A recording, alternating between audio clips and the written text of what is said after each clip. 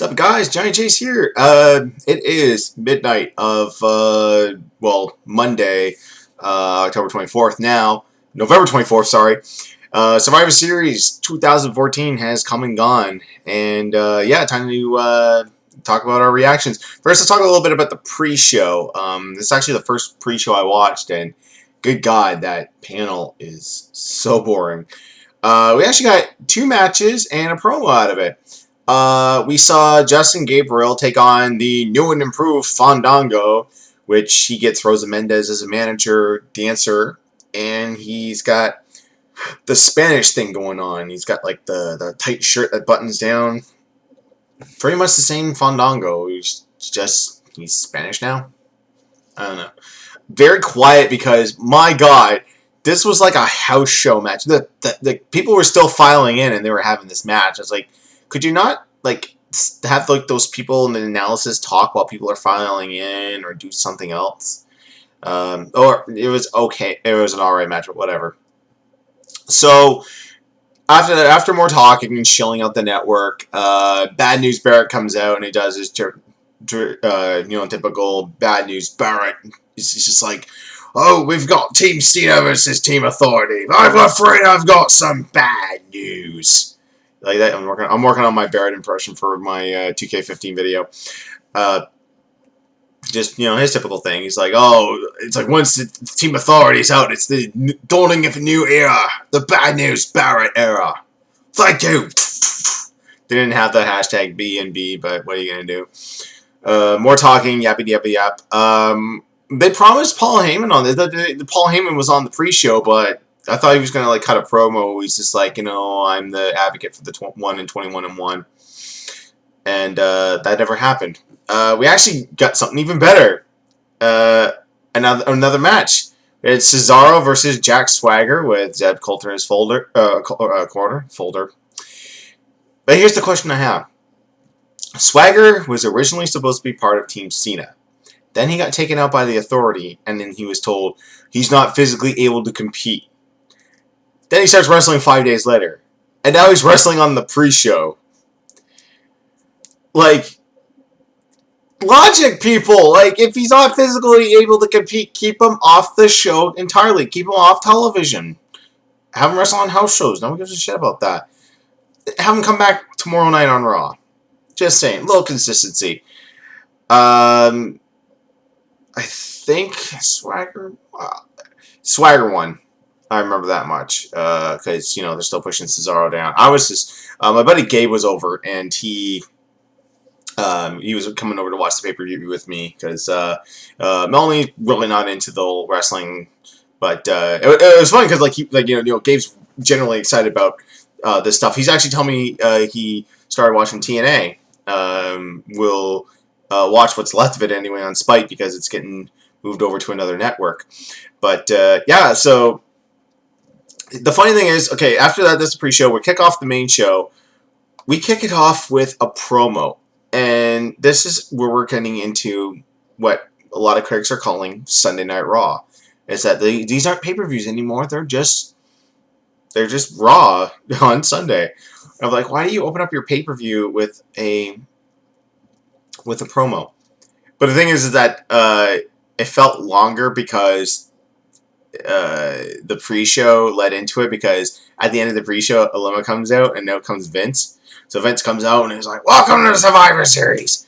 It's like, I don't like using this word, but tonight's going to be epic.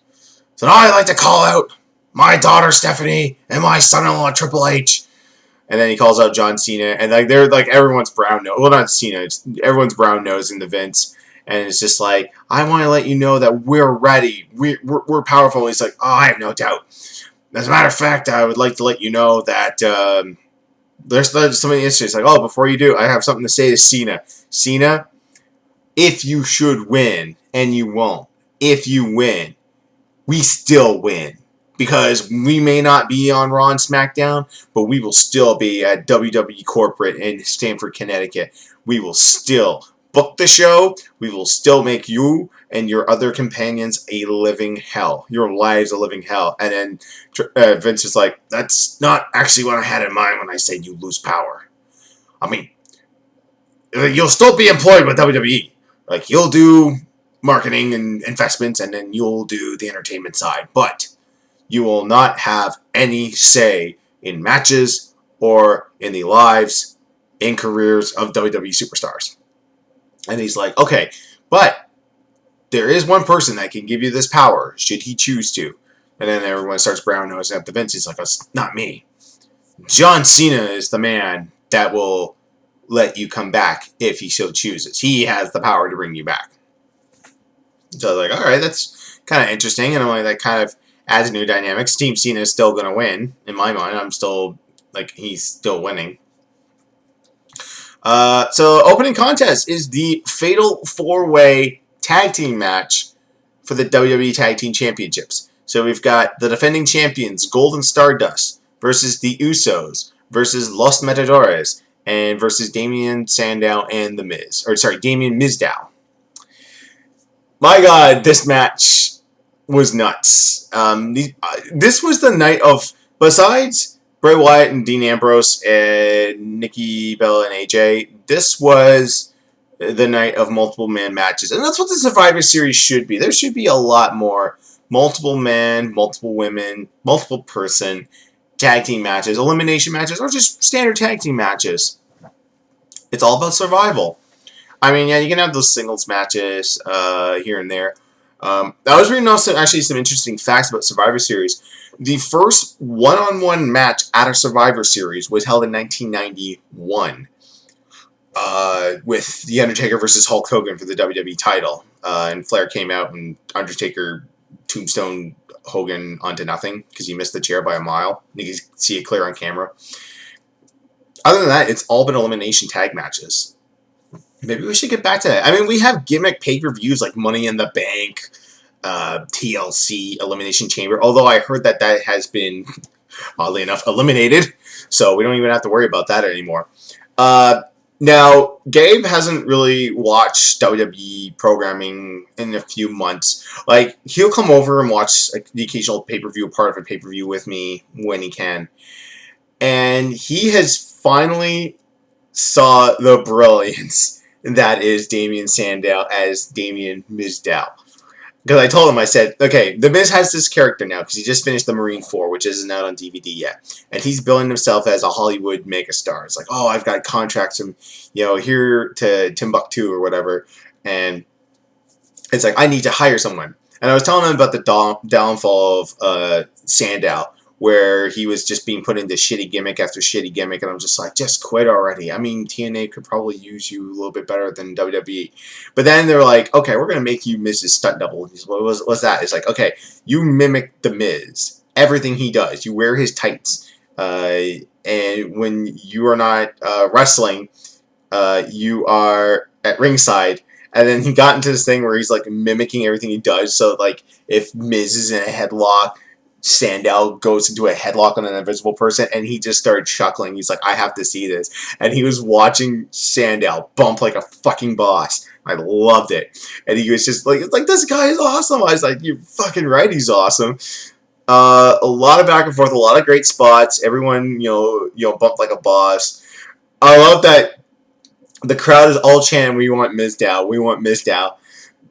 Cody Rhodes is like, you don't want Mizdow. You want Stardust. Playing to the crowd really well. I don't know what he was doing with that red makeup. It was kind of weird. But yeah, after a series of blind tags, it's like Usos doing a big splash on Goldust. Blind tag by The Miz, and then a blind tag by Sandow goes in for the cover. 1, 2, 3. Your new WWE Tag Team Champions, The Miz and Mizdow. But the funny thing is The Miz grabs both belts, and he's perfectly fine. And Sandow's perfectly fine with him holding both belts. He's like, oh, I gotta mimic you anyway.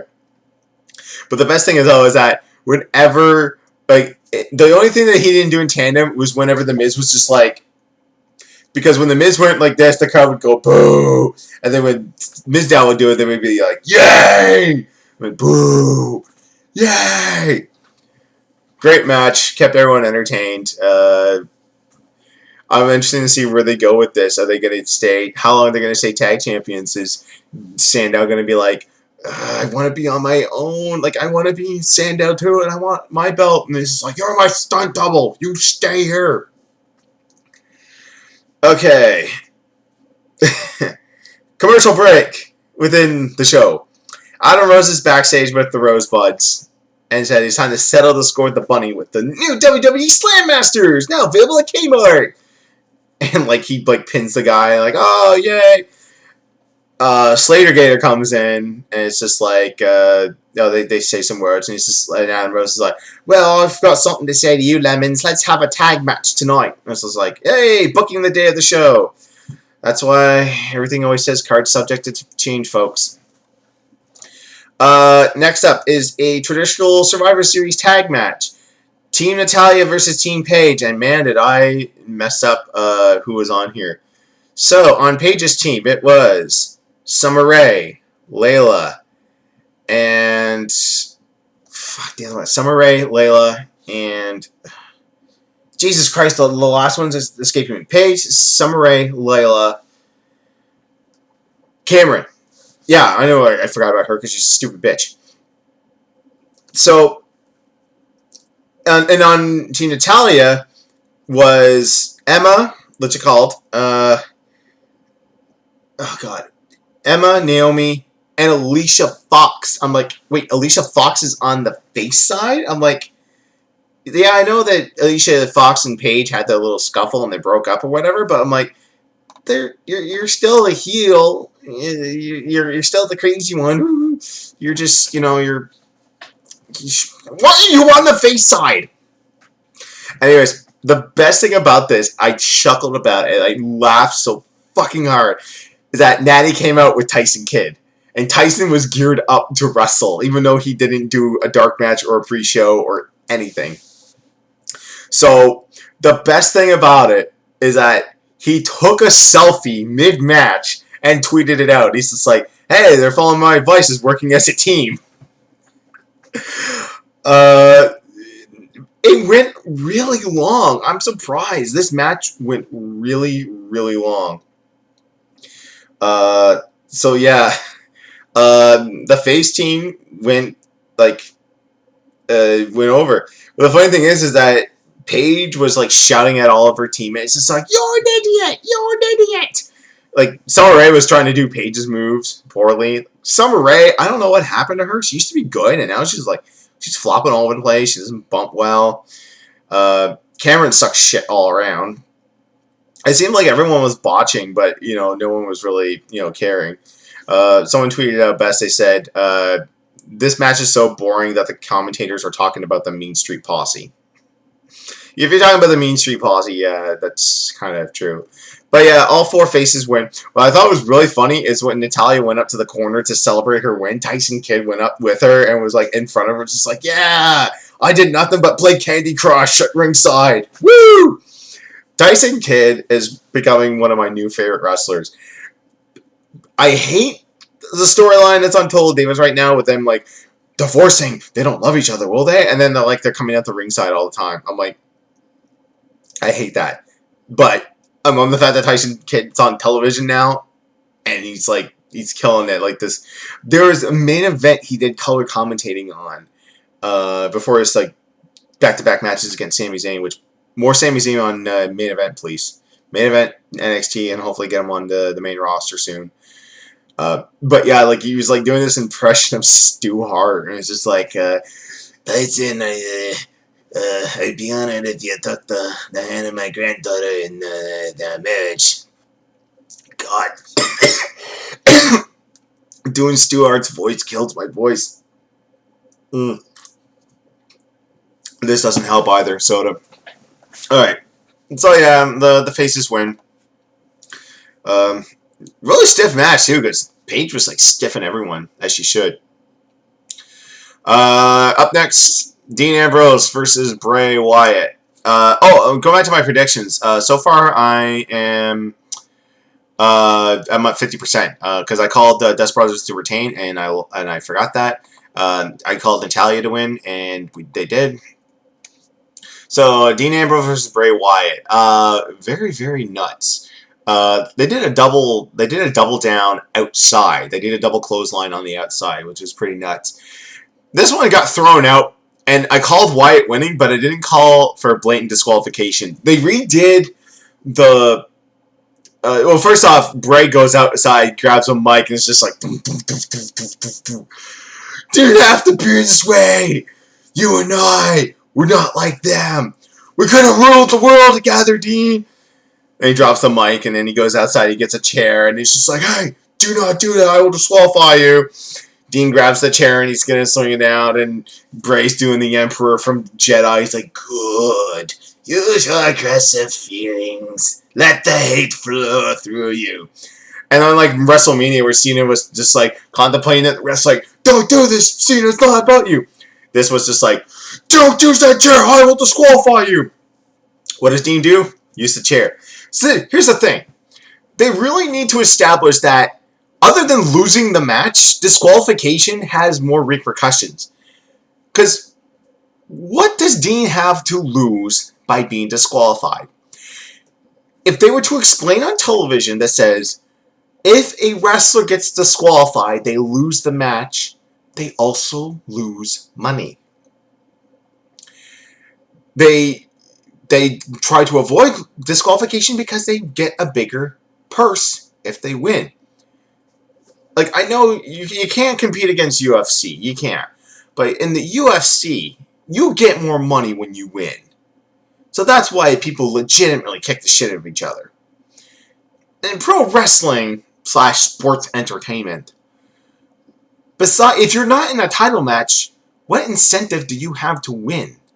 I mean, there's no ladder.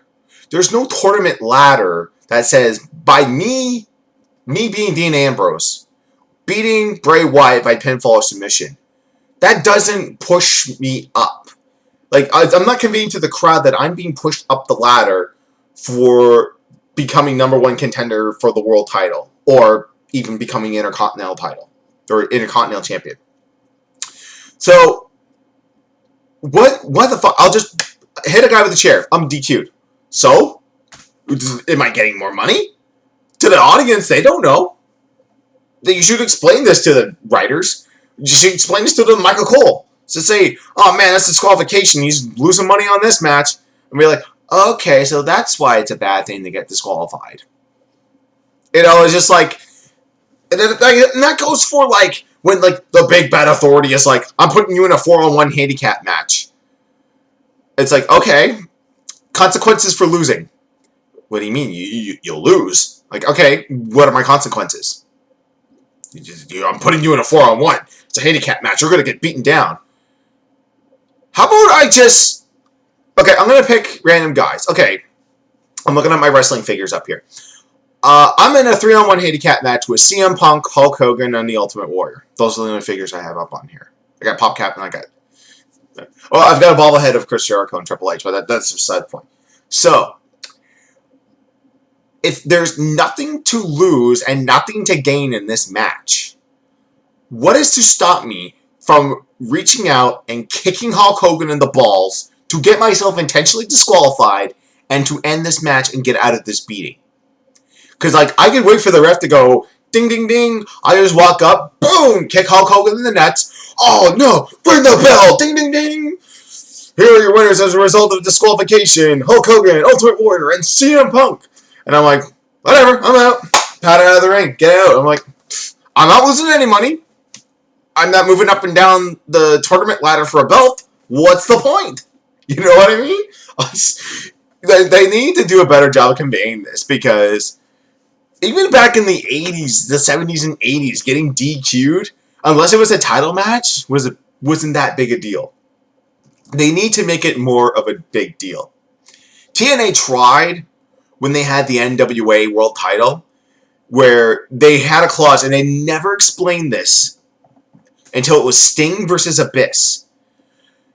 Sting got himself disqualified for excessive violence. He was like using his bat, or a barbed wire bat, or he slammed Abyss through tacks.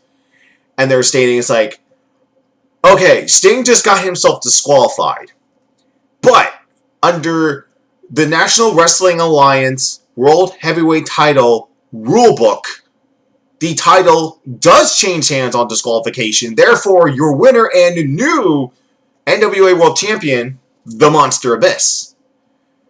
They never ever conveyed that on television. Not even in Tales of the Tape. They say, okay, per NWA regulations and stipulations, the champion does not have an advantage. He can lose the belt on count out disqualification. Like, you need to have more serious consequences for DQs in serious, for a match like this. So, after that, Dean Ambrose goes underneath the ring to get a table. Puts Bray on it and elbow drops him through the table. Then he throws another table on top of him. And then he starts throwing chairs in the ring. And I'm like, okay, I know where this is leading. And then he just stops. And then he starts leaving the ring. And I'm like, then he goes underneath and gets a ladder. And I'm like, oh, you're advertising the next pay-per-view to the free people. To get them to get that money. That $9.99, Michael. Or $11.99 in Canada. Or, I'm sorry, UK, you still don't have the network. But you can with US Unblocks. And some tricky stuff with your home consoles. Or even your PC, you just gotta put it in your modem. It's easy peasy. Plenty of sites that will show you how to do that. Anyways, so yeah, that was it. And then after they go to break, and then they come back, and they're just like, oh, we just got the official word. Dean Ambrose and Bray Wyatt will fight again at TLC in 3 weeks. I know I just did 4. 3 weeks. Like, oh yeah. Hey, there's another pay-per-view in 3 weeks. We better start building it now. So, now comes the piss break.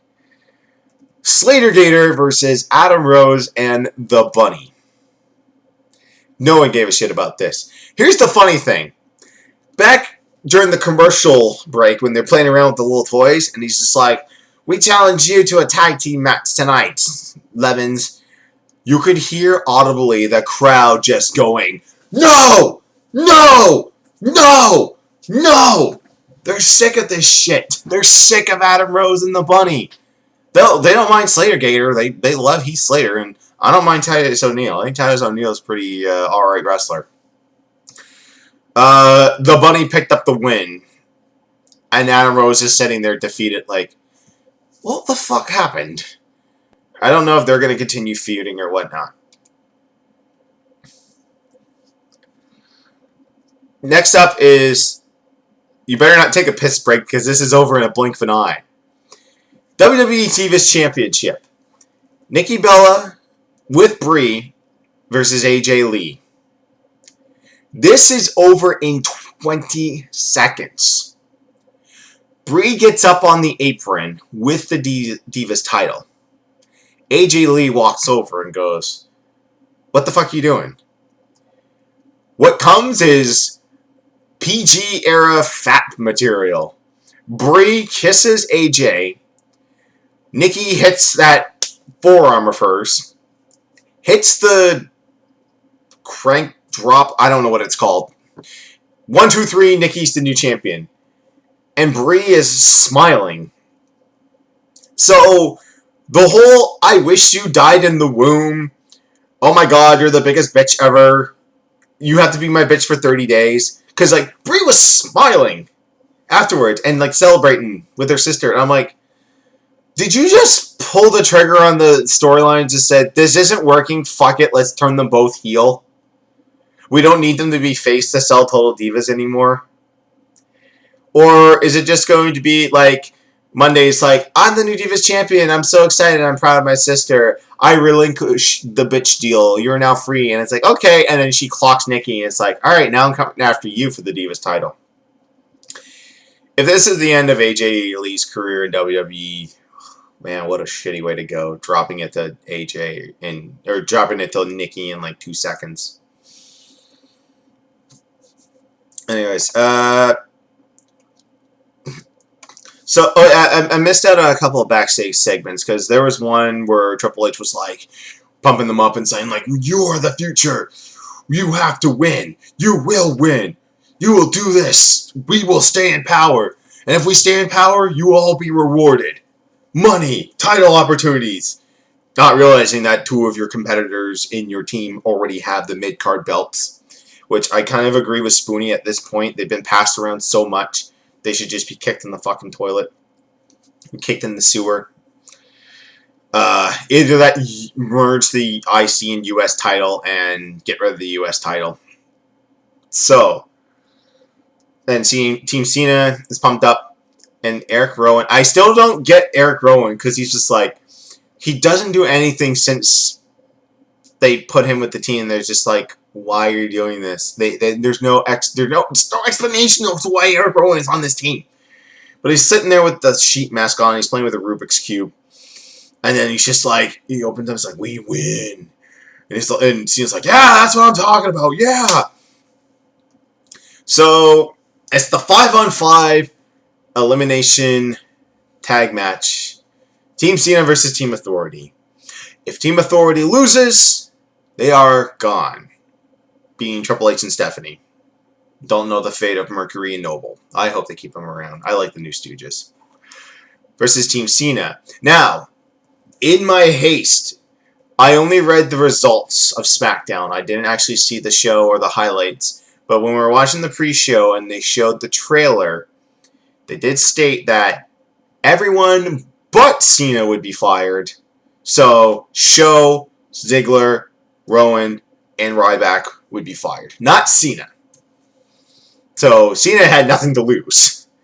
Everyone else did, but they was just like, I give you God as my Super Cena. You will not lose. So, it starts off with Mark Henry and Big Show, the two former best friends going at it. And it's slow going. Like, Triple H is up on the apron, and he's trying to psych up Henry. He's like slapping him. He's like, you get the job done. You take out your best friend. You take him out. It's like, yeah, that's what I do. That's what I do. Turns around, KO punch. He's gone. It was like Shawn Michaels super kicking Mike Knox and then just be like, 1, 2, 3. Who was that? His name's Mike Knox. Who? Mike Knox. Oh. Okay, so then it's just like this big schmoz. Who gets eliminated? It's someone on Team Cena. Okay, so it's Ryback and Rusev. And you think that this might be the first opportunity of Rusev losing. I'm like, how are they going to eliminate Rusev? Because if he gets pinned or submits in this match, he's done. Like, his undefeated streak, his pin submission streak, is done. So, it looks like Ryback will be the one to do it. He hits him with the meat hook. He says, finish him. He gets him up for shell shock. Kane just comes in, kicks him in the face. Everyone brawls. Rollins comes in and hits a curb stomp on Ryback. Then Rusev super kicks him. By the way, I think I counted, including this match, 20 super kicks. I know HBK's not in the company anymore. But can we limit the one guy? Can we have one guy that can do super kicks? Because it was Ziggler, the Usos. I think some of the Divas were doing super kicks. Rusev does super kicks. I could have sworn Rollins did one. Like, limit the amount of people that can do super kicks. I mean, wasn't that scene in The Wrestler? The first scene in The Wrestler when Mickey Rourke's getting ready. All the bad indie guys were just like, all right, I'm gonna work your arm. I'm gonna work your. And then one guy's like, no, we're working the arm tonight. Oh, you guys are working the arm tonight? Okay, we'll do something else. It's just like in the back though. It's like, okay, we come in, I super kick you, I super kick you, and it's like, wait, you guys are doing super kicks? Yeah. Fuck it, I'm doing super kicks. Super kicks for days. Can we just calm down on the super kicks, please? Now, a lot of people will say, oh, Swedish music is a more powerful super kick. It's like, yeah, it's still a super kick. He just calls it something different. So, yeah. After Ryback gets eliminated, Steph's on the outside going, yes, yes, yes. I was like waiting for Ryback to get up and just be like, feed me more. And then like Triple H like clocks him or whatever. So, let's see. Okay, so Ryback's gone. So shows in for like he's gonna go for a choke slam, but he breaks it off. Rollins stomp in. Ziggler gets the hot tag and then starts. He gets cut off. Kane Rollins is this just like Ziggler just getting knocks everything. Okay, so let's see who I'm just trying to remember who else got eliminated.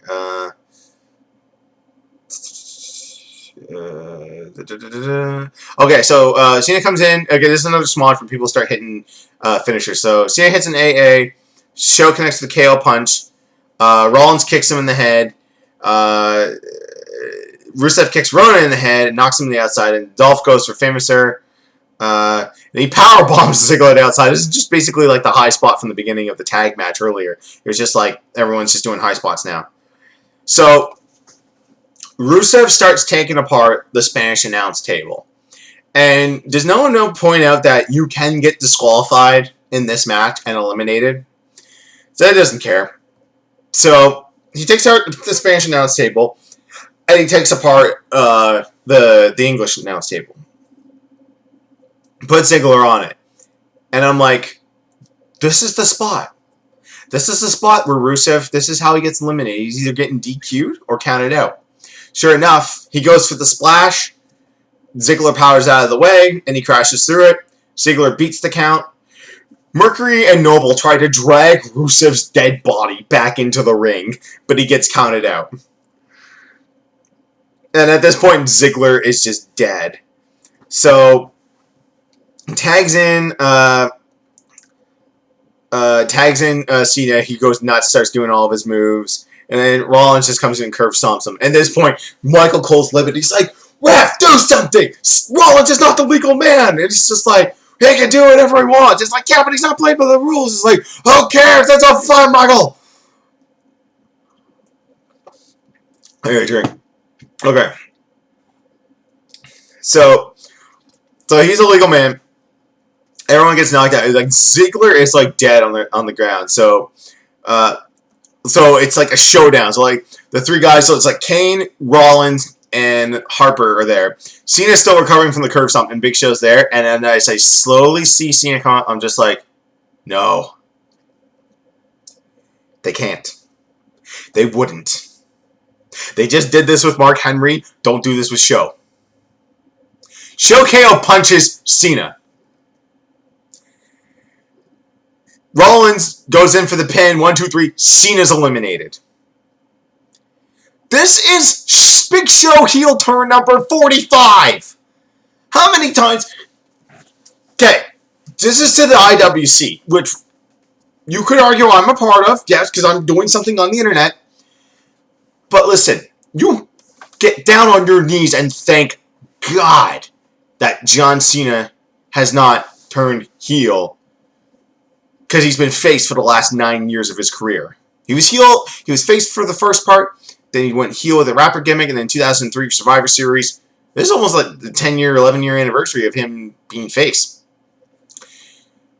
Lucky that he stayed consistent because Big Show will turn on a dime. It's just like, oh, fuck, it's been 3 months. I better turn heel. Boom! Punch Cena. Big Show goes and shakes Triple H's hand, powders out of the ring, and gets himself counted out. It's now 3-on-1.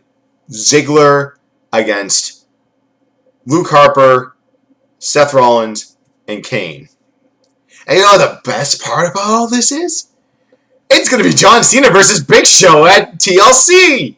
Yay! Because Brock Lesnar ain't going to be back by then. God, Brock Lesnar will not be back by then. So we got...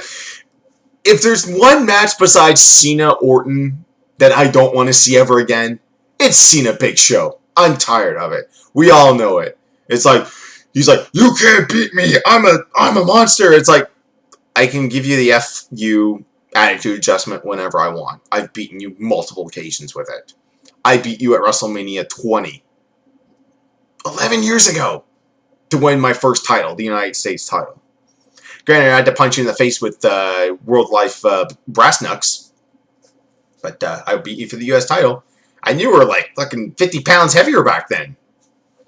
So yeah, look forward to that main event. TLC, John Cena, Big Show. Anyway, so it's looking like it's going to be that classic comeback. And it is. Ziggler bumping like a boss, dead on arrival. Takes out Kane, takes out Harper. We're down to the true future of the company, which is Ziggler and Rollins.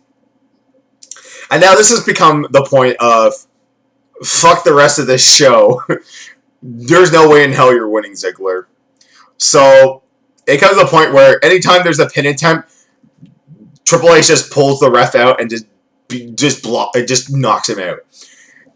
Mercury and Noble come in to beat the hell out of Ziggler. And there's like this domino effect where it goes like Noble to Mercury, Mercury to Stephanie, Stephanie to Triple H. And it's like, okay, we got it. It's like, okay, zigzag, I got the cover. Waiting for eternity. Here comes another referee. 1, 2, Triple H elbows him, tosses him out like a sack of shit, and he's just like, all right, I'm done. Clothesline, pedigree. And at this point, St. Louis is going nuts. They're chanting for Orton because Orton's hometown. There's rumors they saw him eating a burger at a joint in St. Louis. He's done some filming done on The Condemned 2. And do we get Orton? No, we do not. WWE memes, Emilio, get ready to suck some dick. It's the icon Sting. He swears like, the day Sting shows up on WWE television, I will suck some dude's dick. Start sucking. Yeah, that's what that crowd went nuts, and I went a little nuts too because I heard that so shh, and then the lights darkened. And I was like, "That's not Orton's music." And then I saw like the black and white. And I'm like, "Oh God, it's Sting." And then like the crowd, like the announcement nuts, like, "This is the 6-time former WCW World Heavyweight Champion. This is the man who is, the greatest performer that has never stepped foot inside the halls of the WWE. He is here." Oh yeah, and I should mention Scott Armstrong, still the crooked referee when it's convenient, came in to count the 1, 2, 3, but right before his hand came down to 2, that's when the music played. I'm like, you do realize that whenever music starts, you don't stop. You don't stop what you're doing. You should just continue on. Like, you could have won, and the Team Authority could have won had you just continued on.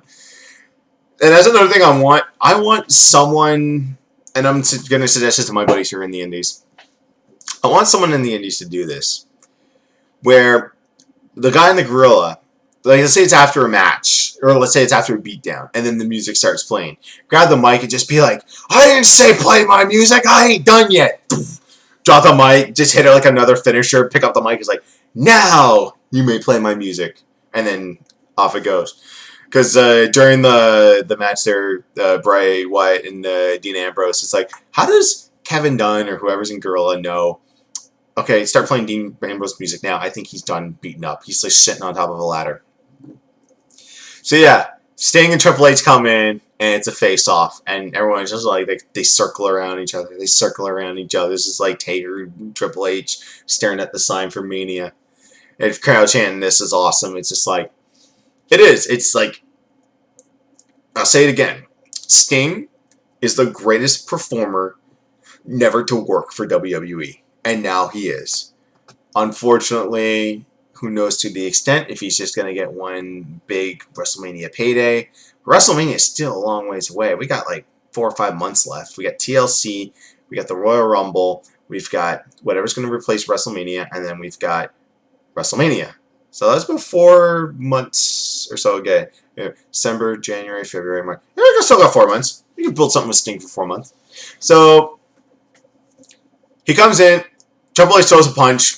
He blocks it. He hits a punch or clothesline. I can't remember which. I was marking out. Scorpion Death Drop. He reverses because Seth Rollins and Dolph Ziggler are both dead. So they reversed it. And out came the first referee revived. It's like, oh my god, all this interference, and I got beaten up. I should probably call a DQ. Oh my god, a pinfall! 1, 2, 3. Team Cena wins, and the Authority is now gone. Could there be truth to the rumors that Stephanie is pregnant? I don't think so, as she took a bump. Not a huge bump, but nevertheless, she took a bump into Triple H's arms. So, there's that. But maybe Triple H is trying to finally sire that son he always wanted. I'm not saying that nothing wrong with their children. I mean, I've seen the Thy Kingdom Come. You know, he appears to be a great dad. They appear to be great parents, and his daughters, you know, they're cute. I'm sure they're well behaved. They treat them well. But you know that Triple H is like that. That early 12th century king is just like, you must sire me a son to one day beseed the throne. It's just like, you give me a son, then I can make WWE World Heavyweight Champion in 20 years. Give me my son! And Stephanie's like, I'm trying. And Vince is like, damn it, I want a grandson. Shane's off in the background. He's like, Dad, you have a grandson. I'm a grandson with good genetics. So yeah, Team Authority out. Everyone starts chanting, you got fired. Stephanie's doing the Vicky like, no, it's not over. It's not over. So, there's Survivor Series. And yeah, so who's going to be the authority figure now? Rumor has it, as I said earlier, Mick Foley could be brought in as GM. There's been talks about that. They're going to put his comedy shows up on the network. Oh yeah, they've been pimping this all night too.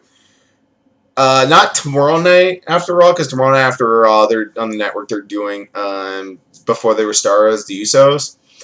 But then the week after Raw, Stone Cold Steve Austin is going to do a live podcast with Vince McMahon. How in this PG era are you going to get away with that? Have you listened to Stone Cold's podcast? He is vulgar. He's just like, oh man, I remember going down the road, that's fucking shit, and Dutch Mantel telling me, it's like, you can't be Steve Williams. We got Dr. Death Steve Williams. I said, well, goddamn, what the fuck do you want me to be? He's like, you be motherfucking Steve Austin. And I'm like, well, goddamn, I don't want to be compared to $6 million man. It's like, he's going to be like, Vince, why the fuck did you want me to job out the Brock Lesnar unadvertised on Raw? He's like, that's part of the storyline. It's like, goddamn, it made no goddamn fucking sense. I'm waiting for that. Okay, I'm getting kind of off track because I'm supposed to be talking about Survivor Series. Here's a key thing, too. They're supposed to have the Survivor Series kickoff show. Not the kickoff show, but the Fallout. And they're supposed to have Vince McMahon on it. But they just started replaying the pay-per-view. It's like, shit, we forgot about this. We're supposed to have a Fallout, right? Oh, show the pay-per-view again. So, yeah, that was Survivor Series. If you were the lucky ones that signed up for WWE Network for free, man, you got a pretty good pay-per-view.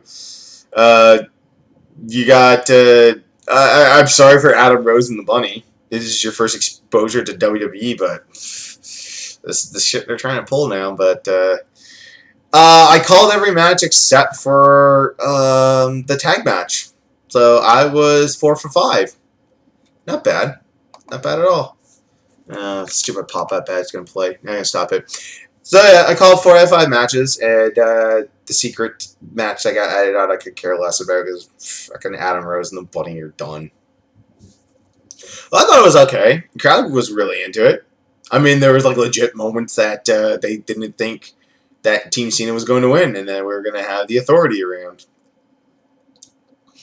And it was going to be like 10 years ago when it was Team Bischoff versus Team Stone Cold. The loser got fired. And then there was Stone Cold got fired, and then the other ones were just like, all right, your guys' life are living hell, and you guys are on my team, you're going to get perks. So, yeah, I thought it was a good show. Gabe and I were enjoying it. You know, we were just shooting stuff. And we're, like, fun. It was going on. I like to pop on social media here and there. Unfortunately, I couldn't tweet as much as I want to. I really thought I was going to be watching the show alone, but thank you, Gabe, for coming by, keeping me company, and having a blast as always. And also, he got to experience 2K15 and made pretty awesome Creator Wrestler, which we'll show in a future Let's Play. I got to grind up some more controllers, though, for my Xbox One.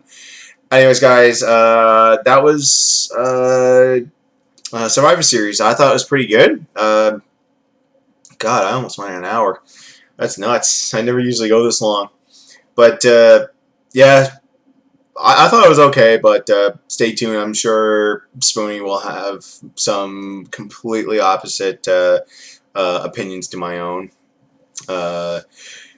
Enjoy John Cena Big Show for the next 3 weeks until Brock Lesnar shows up again. I'm just like, does he want to retire as heel? Maybe? I don't know. I can't never gauge Paul White and Big Show. Like, he's just going, did he have, like, a watch? It's just like, oh, geez, this is the 3-month mark. I better turn face. Oh, shit, this is the 3-month mark. I better go back to being heel. Same with Mark Henry. He's like, changing from heel to face, that's what I do. There's the thing, though. Now that he's heel, will he team back up with Mark Henry? He's like, yeah, sorry for knocking you out, but hey, we're both heels, so want to be a tag team again? It's like, fuck, I don't care. Let's go beat up Miz and Miz down, take those belts.